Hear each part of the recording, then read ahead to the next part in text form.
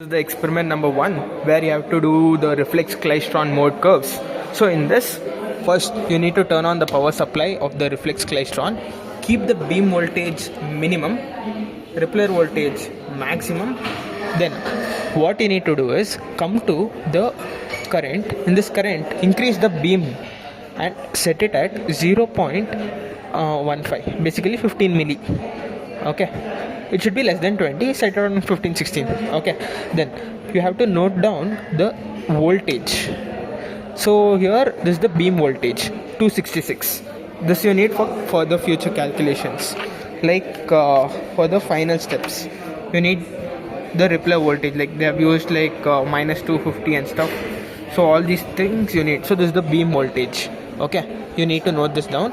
Rippler current, like the current you have kept it at 15 or 16 milli. Then come to the Rippler. So now the Rippler is at maximum voltage. Then when it is at some point at maximum, you'll be getting some output.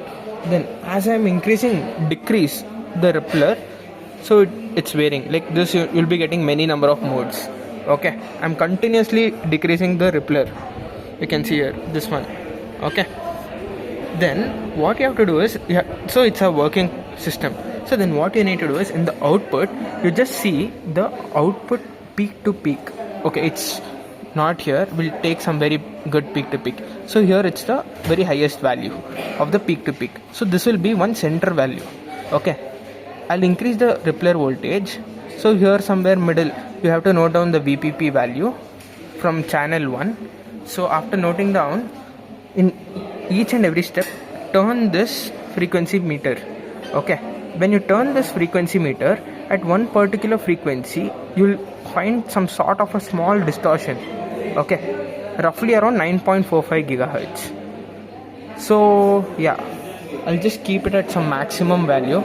So here it's at maximum. Okay, then around 9.45, I'll just try varying this.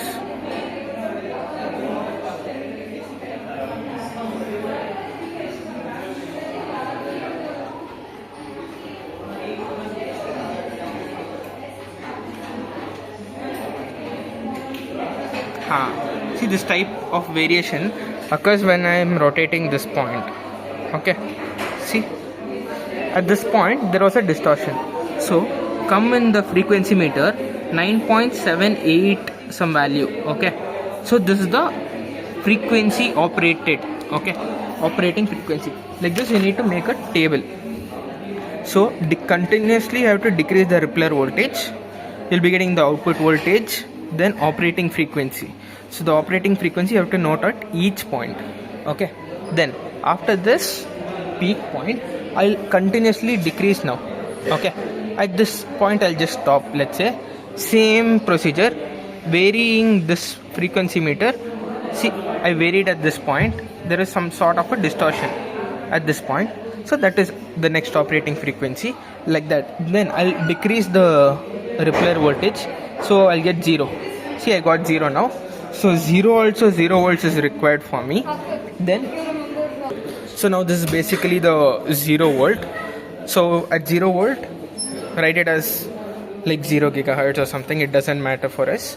Then again, the Rippler voltage, I'll decrease the Rippler voltage. I'll see some maximum value. So this is maximum over here. So that maximum value is like 0.35. Okay, then what I need to do is, from this maximum I'll increase my Rippler voltage to some 2 values, then note the same operating frequency. I'll be getting the value and decrease it. Like this I need to do for like some 3 things. So if I do for 3 things, then only I'll be getting like some 3 mode curves. Okay, so with these data you can do the experiment, and then you have to do all the calculations. Next, after doing this kind of a table, okay, you have noted the initial beam voltage and beam current. That's of no use in anywhere of the calculation, but you just have to take those readings. Okay, then from this you have got some points of maximum voltage, no? So just for a verification purpose, at the same thing, the operating frequency should be same. Here 9.74, 9.74, here 9.73. So this is acceptable. So you need to see the operating frequency obtained is same for the peak values. Okay, then after this you will consider this one as two consecutive voltages V1 and V2. So you come here V1, V2, and third consecutive is not required. For only 2 consecutive voltages you substitute, and you have to do calculation. You'll get n value. Then upon further calculations you'll get the complete experiment.